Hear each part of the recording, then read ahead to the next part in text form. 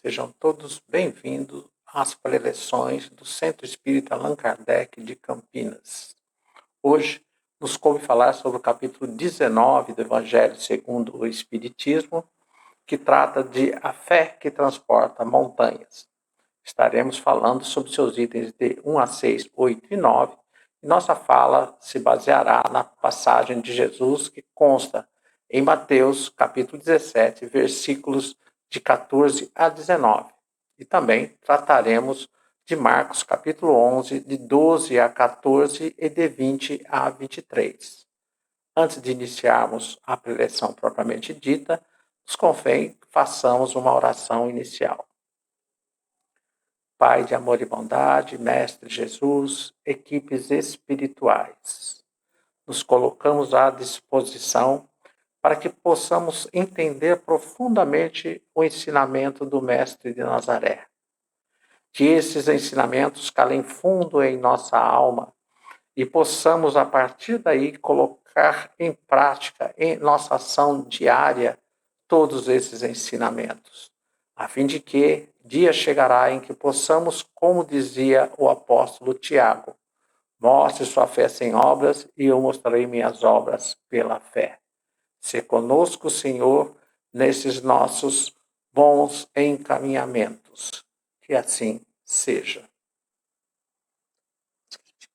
Antes que a gente passe ao texto propriamente dito, a respeito do poder da fé, lá em Mateus capítulo 17, versículos de 14 a 19, a gente deve fazer algumas considerações iniciais. Tais como, no capítulo 2 do Evangelho segundo o Espiritismo, traz lá Kardec que o meu reino não é deste mundo. Então, quando Jesus está a falar, ele está a falar de questões relacionadas ao mundo espiritual. Todas as suas relações são nesse sentido. Portanto, não devemos entender ao pé da letra aquilo que está escrito nas passagens do Mestre Jesus, não é mesmo?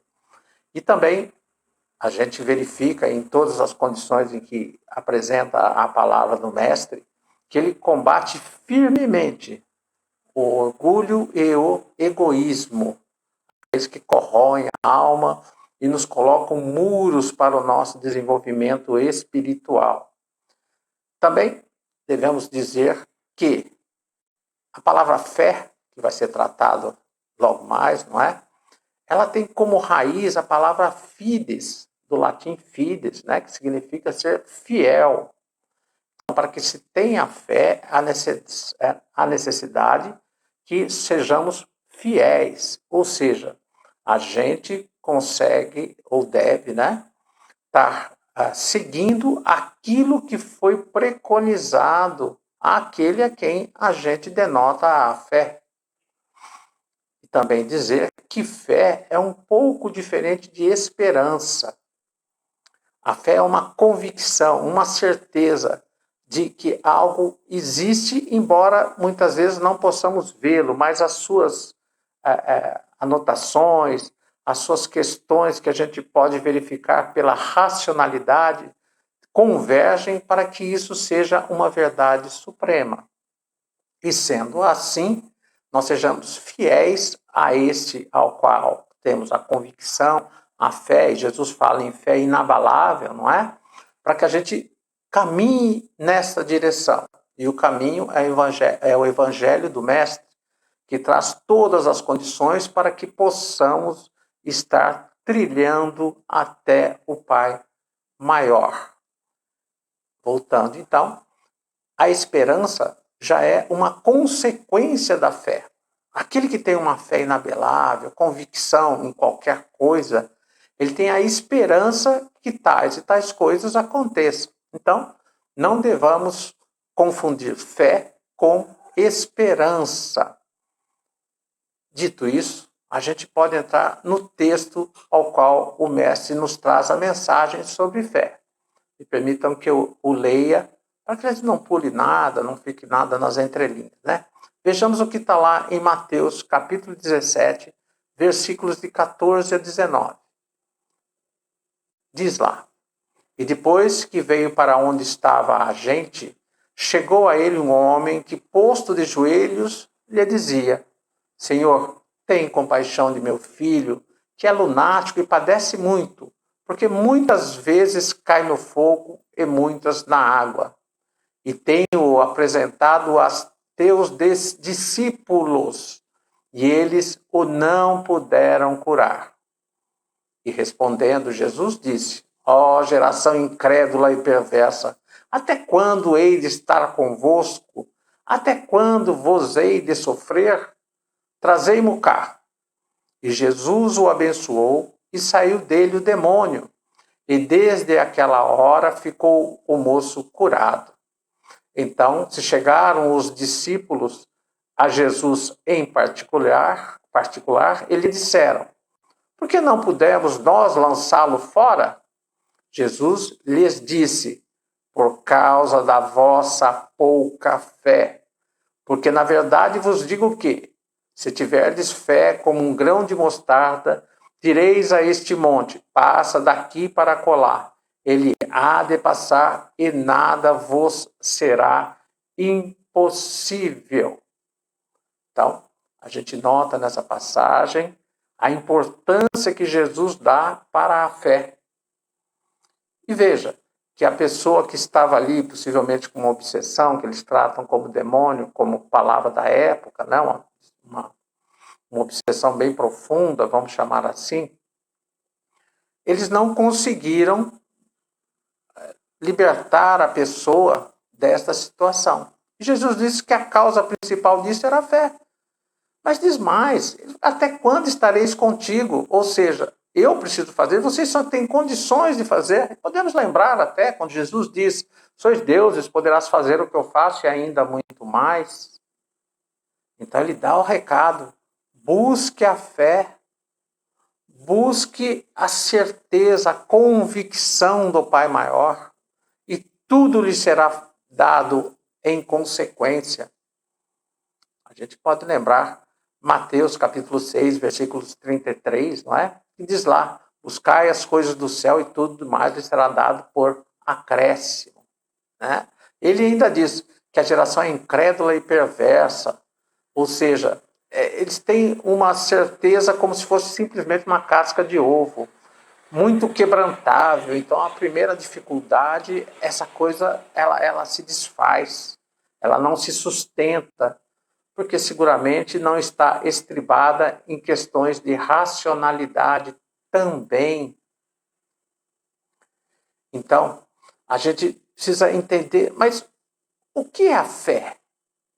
A fé é a confiança que se deposita na realização de determinada coisa, a certeza de atingir o objetivo. E quando a gente tem uma fé desse tamanho, nessa situação, a gente não se abate pelos problemas do caminho. A gente cai, levanta, porque a meta está posta. E a gente constrói estruturas de pensamento capazes de atingir essa meta ao qual nos propusemos e temos fé que chegaremos. Então, a fé seria a meta e o caminho seriam os objetivos, as questões parciais que nós vamos ultrapassando. Obviamente, a fé nas questões materiais e mundanas também existe, mas elas dizem a respeito da nossa sobrevivência enquanto encarnados. E essa fé firme, forte, que transporta montanhas, não deverá se transformar em soberba. Porque a soberba é muito mais orgulho do que fé. A música já, não, porque eu sou um sujeito de fé, tenho fé, e ninguém mais presta, ninguém isso, ninguém aquele outro. Não. A fé, ela se submete. A fé, ela é humilde. A fé, ela é transparente. A fé tende a arrastar outros tantos para a fé. Porque sabe-se que tudo depende de Deus. Nós somos só criaturas, não somos criadores. A fé verdadeira, ela é calma, ela é paciente, é calma diante da luta, mostra sempre um sinal de força e de confiança. Já a violência misturada com a fé, na verdade é uma prova de fraqueza, falta de confiança em si mesmo e até naquela chamada fé vacilante. Então, devemos guardar a presunção de que temos fé mais que todo mundo. Nossa conversa é entre nós e Deus, e mais ninguém. Tem uma coisa que está em nosso coração, é a nossa verdade. A fé, ela traz conosco uma força interior muito grande. E nessa circunstância, a gente consegue trazer para junto de nós as equipes espirituais, que nos acodem diante das dificuldades. Por isso, que Jesus disse que eles tiveram pouca fé diante daquele problema com o chamado jovem lunático. Eles não conseguiram, a partir da fé que tinham, né? E vejam que estavam junto com o mestre, né? Tinha um treinamento muito bom em relação a isso, né? Mas diante de um problema um pouco maior, foram vacilantes. Então, as equipes espirituais não conseguiram agir suficientemente para que se conseguisse a libertação, entre aspas, desse jovem. Por isso, quando a gente se propõe alguma coisa, que tenhamos fé e que sejamos fiéis aos ensinamentos. O que fazer, como fazer, quando fazer, para que a nossa meta seja atingida. Obviamente, juntado, falando da cura do jovem, né? Juntado às questões magnéticas de cada um de nós, não é? Com a fé, ela se potencializa e juntada às coisas do mundo espiritual que nos ocorre nesse instante, essa força fica quase que insuperável. E é disso que Jesus dizia. Então, não se tratou de um milagre, se tratou de fé, uma fé inquebrantável. Mas Jesus diz mais ainda, né? Que tenhamos fé, porque essa fé transporta montanhas. Obviamente, como dissemos no início da nossa fala, essas montanhas que Jesus está falando não é a montanha do mundo real. Obviamente, porque se tivesse várias pessoas com muita fé e a montanha não ficaria dançando para lá para cá e estaremos sujeitos à instabilidade do sistema material. Ele está a dizer das dificuldades que temos dentro de nossa alma. Está a dizer dos ódios, do egoísmo, do orgulho e até mesmo da falta de fé. Se conseguimos buscar esta fé de forma muito forte, então a gente consegue transportar todas as montanhas de nossa alma na busca da paz e da felicidade. É disso que Jesus trata. Então, a fé, essa convicção no Pai maior, na questão religiosa ao qual tratamos, não é? Ela tem que ser uma fé firme. E o Espiritismo traz esta fé firme a partir que ele busca na racionalidade os indícios da divindade. De onde viemos, para onde vamos, por que sofremos, o que é Deus, o que é caridade. Enfim, buscando nas obras básicas do Espiritismo estes instrumentos de racionalidade, nos traz uma fé forte. E fé forte é aquela que subsiste às tempestades, quando o barco balança, quando tudo parece estar perdido, ainda assim a fé permanece. Porque a vida ela é única, a vida não se extingue. Então, diante desta fé, no amor e na bondade do Pai maior, nós conseguimos fazer qualquer coisa. Obviamente que esta fé, ela é colocada por Jesus, mas que nós tenhamos que praticá-la em nosso dia a dia, em nossas obras. Por isso que citei lá o apóstolo Tiago, quando ele diz, não é? Me mostre sua fé sem obras e eu lhe mostrarei minhas obras pela fé. está a dizer que a ação nessa direção é quase que um treinamento para a alma, para que a gente possa atingir o objetivo de toda a criatura, que é a paz e a felicidade relativa. E o Espiritismo vem corroborando todas essas premissas ao trazer o Evangelho do Mestre Jesus e trocá-lo em miúdos, para que entendamos a palavra do Mestre agora, em nosso tempo, contemporaneamente. É disso que trata esta passagem, a fé que transporta montanhas. Mas, continuando, a gente ainda tem mais uma leitura a ser feita no capítulo 11 do Mestre Jesus, não é? Lá em Marcos, capítulo 11, 12 a 14, 20 a 23, que diz a respeito da figueira seca. Então, esta é a nossa próxima leitura, a fim de que também entendamos um pouquinho, porque, como dissemos lá, não é? No início da nossa fala, Jesus falava das coisas espirituais sempre, em qualquer oportunidade. E desta feita também não é diferente. Jesus trata a respeito, nessa passagem da figueira, não é? Ele trata a respeito de questões espirituais, porque é isso que importa para Jesus, não é? É esse combate às religiões que colocam coisas que não estão dentro da lei divina.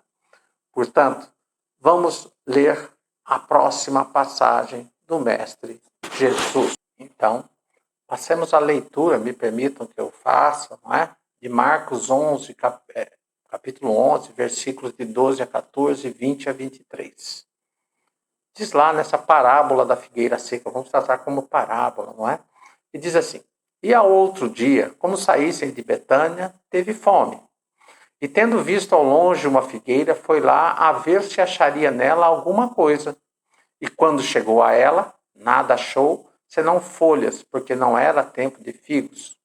E falando-lhe, disse: Nunca mais coma alguém fruto de ti para sempre. O que os discípulos ouviram. E no outro dia pela manhã, ao passarem pela figueira, viram que ela estava seca até as raízes. Então, lembrando, Pedro disse para Jesus: Olha, mestre, como secou a figueira que tu amaldiçoaste. E respondendo Jesus, lhes disse: Tende fé em Deus, em verdade vos afirmo que todo o que disser a este monte, tira-te daí e lança-te ao mar, e isto sem hesitar no seu coração. Mas tendo fé de que tudo o que disser sucederá, ele o verá cumprir assim. Então, nesta passagem, né, primeiro, a gente olhando o perfil psicológico do Mestre Jesus, se assim possamos dizer, não é? Ele entendia, obviamente, profundamente as coisas da natureza. Não era tempo de figo. Como é que ele ia achar figo lá? Ele sabia que não era possível isso, não é? Outra palavra muito forte, né? A figueira que tu amaldiçoaste. Por que Jesus amaldiçoaria alguma coisa da natureza que ela é, inclusive, irracional?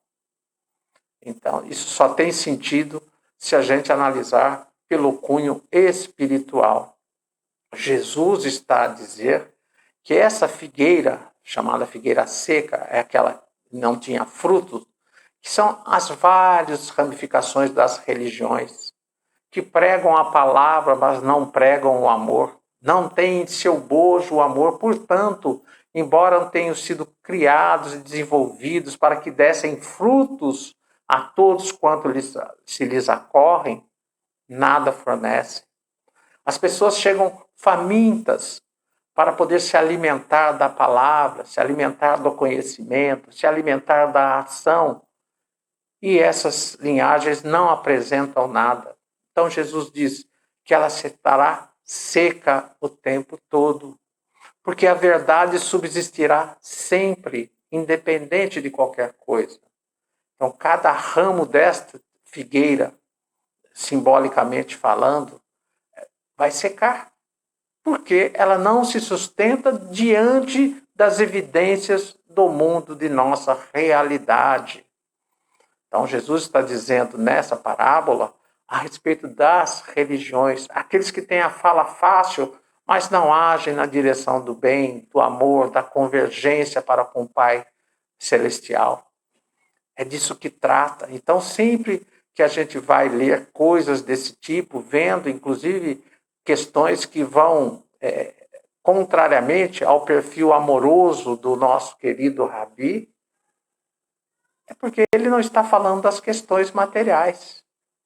Ele fala, tende fé em Deus, em verdade vos assino que tudo que disser. Ou seja, está dizendo a respeito da fé. Tenha fé, a verdade subsistirá. Diria ele, eu sou o caminho, a verdade e a vida. Ninguém chega ao Pai senão por mim. Tenha fé nisso. Construa a sua vida a partir das palavras do Mestre. E a meta, que é o nosso Pai Celestial, está muito próximo da gente. Que esta fé seja inabalável. Que esta fé seja o nosso pano de fundo para todas as nossas ações. E o Mestre Jesus sempre estará conosco, com certeza, levando-nos à busca desta felicidade, ao qual ele conseguiu, ao qual ele pôde buscar, porque também ele foi criado simples e ignorante como nós o fomos e conseguiu superar todas as dificuldades. E assim, se conosco, Senhor, nessa nossa empreitada de fé. E assim, encerrando a nossa preleção da noite, vamos trabalhar um pouco mais essa nossa fé, a partir das nossas vibrações, nossos bons pensamentos direcionados às pessoas que mais necessitam. Também é um jeito de praticar a caridade pregada e apregoada pelo Mestre de Nazaré, o Mestre Jesus. Portanto, relaxemos, fechemos os nossos olhos, caso assim o deseje. A gente fala para fechar os olhos, né? Porque a gente tem um mergulho dentro de nós mesmos e a concentração é mais fácil. Mas não necessariamente se achar que não deve também, não há problema nenhum. Mas nos liguemos ao mundo espiritual, às equipes espirituais, né? Aos nossos mentores espirituais, para que nossos pensamentos sejam colocados a favor daqueles que mais sofrem. Assim, podemos iniciar a vibração da noite, dizendo. E assim, colocando nossa fé de modo prático, podemos vibrar pelos que mais necessitam de amparo e acolhimento, sejam das condições morais ou físicas. Por isso, entremos em estado de oração, silenciemos nossa mente dizendo: Pai de amor e bondade, nos colocamos diante de Ti, Senhor, apresentando nossa fé em Suas leis e, para tanto, buscamos vibrar, distribuindo bons pensamentos para que atinjam todos os que mais necessitam e possam ajudá-los a recobrar a paz, seja das condições morais ou físicas. Vibremos então pelos que estão nos hospitais, padecendo de diversas enfermidades, que sejam amparados e, na medida dos desígnios divinos, sejam restabelecidos e reencontrem a paz e a saúde.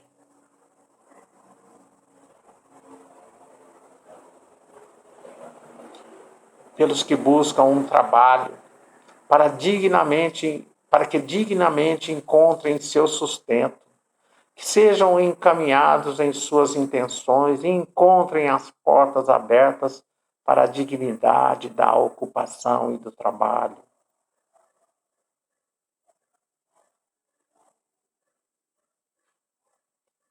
Pelos que choram e lamentam pelos entes queridos retornaram à pátria espiritual, que seus corações sejam alentados e mantenham a fé na continuidade da vida espiritual e a certeza do reencontro no tempo adequado.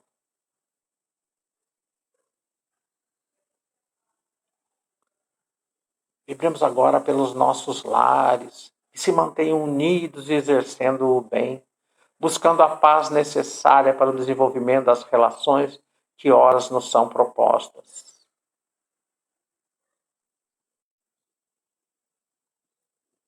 finalmente, por nós mesmos.